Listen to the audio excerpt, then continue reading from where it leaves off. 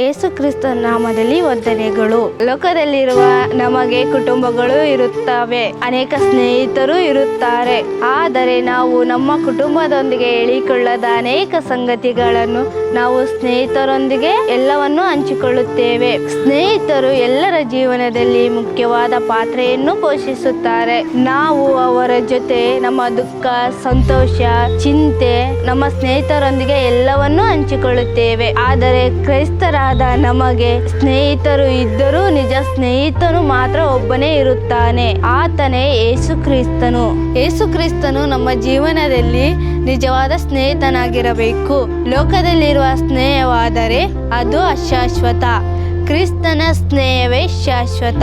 ಲೋಕದಲ್ಲಿರುವ ಸ್ನೇಹಿತರಿಗೆ ನಮ್ಮ ಬಲಹೀನತೆಗಳನ್ನು ಹೇಳಿಕೊಂಡರೆ ಅವರು ನಮ್ಮನ್ನು ಏಳನೆ ಮಾಡಬಹುದು. ಆದರೆ ನಾವು ಯೇಸು ಕ್ರಿಸ್ತನ ಮುಂದೆ ನಮ್ಮ ಬಲಹೀನತೆಯನ್ನು ಹೇಳಿದರೆ ನಮಗೆ ಬಲವನ್ನು ಕೊಟ್ಟು, ಸೋತ ಸಮಯದಲ್ಲಿ ಧೈರ್ಯವನ್ನು ತುಂಬಿ, ಕಣ್ಣೀರಿನ ಸಮಯದಲ್ಲಿ ನಮ್ಮ ಜೊತೆಯಲ್ಲೇ ಇದ್ದು ಎಲ್ಲವನ್ನು ನೋಡುವ ಯೇಸು ಕ್ರಿಸ್ತನೇ ನಿಜವಾದ ಸ್ನೇಹಿತನು. ಆತನು ನಮ್ಮನ್ನು ರಕ್ಷಿಸುವುದಕ್ಕಾಗಿ ತನ್ನ ಪ್ರಾಣವನ್ನೇ ಕೊಟ್ಟನು. ಮನುಷ್ಯರ ಸ್ನೇಹಕ್ಕಿಂತ ಹೆಚ್ಚಾಗಿ ನಾವು ನಮ್ಮ ಜೀವನದಲ್ಲಿ ಕ್ರಿಸ್ತನ ಸ್ನೇಹವನ್ನು ಬಯಸಬೇಕು, ಏಕೆಂದರೆ ನನ್ನ ಜೀವನದಲ್ಲಿ ಯೇಸು ಕ್ರಿಸ್ತನೇ ನನ್ನ ನಿಜವಾದ ಸ್ನೇಹಿತನು.